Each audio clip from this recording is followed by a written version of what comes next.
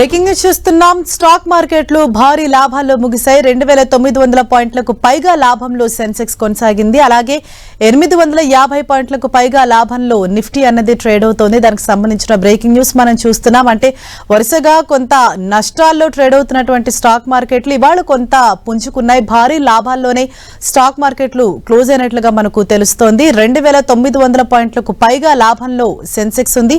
అలాగే 850 పాయింట్లకు పైగా లాభంలో నిఫ్టీ అన్నది ట్రేడ్ అవుతోంది.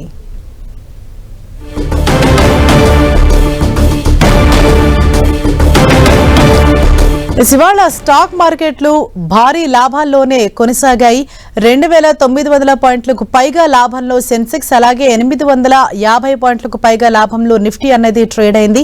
అంటే ఈ మిడిల్ ఈస్ట్ వార్ ఎఫెక్ట్ అన్నది స్టాక్ మార్కెట్ల పైన కూడా తీవ్రంగా ప్రభావం చూపించింది. చాలా వరకు కూడా నష్టాల్లోనే స్టాక్ మార్కెట్లు అన్నవి ట్రేడ్ అవుతూ వస్తున్నాయి. అయితే ఇవాళ మాత్రం కొంత పుంజుకుందని మనం చెప్పుకోవాలి. స్టాక్ మార్కెట్లు భారీ లాభాల్లోనే ఇవాళ ముగిశాయి. 2900 పాయింట్లకు పైగా లాభంలో సెన్సెక్స్, అలాగే 850 పాయింట్లకు పైగా లాభంలో నిఫ్టీ అన్నది ట్రేడ్ అయింది.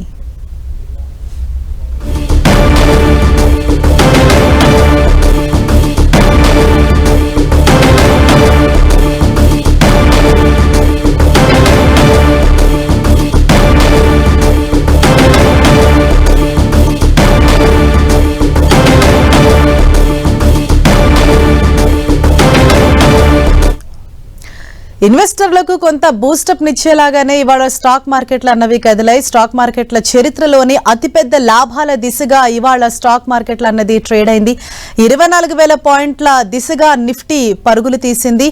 850 పాయింట్లకు పైగా లాభంలో నిఫ్టీ అనేది ట్రేడ్ అయింది. గత 3 ఏళ్లలో కూడా ఇదే అతిపెద్ద లాభాల సెషన్ అని ఎక్స్పర్ట్స్ చెబుతూ ఉన్నారు. అంటే గత కొంతకాలంగా కూడా మనం చూసినట్లయితే మిడిల్ ఈస్ట్ వార్ ఎఫెక్ట్ ప్రభావం అన్నది ఇటు స్టాక్ మార్కెట్ల పైన చాలా తీవ్రంగానే కనిపించింది. ఎన్నో ఒడిదుడుకులను ఎదుర్కొంది స్టాక్ మార్కెట్లు.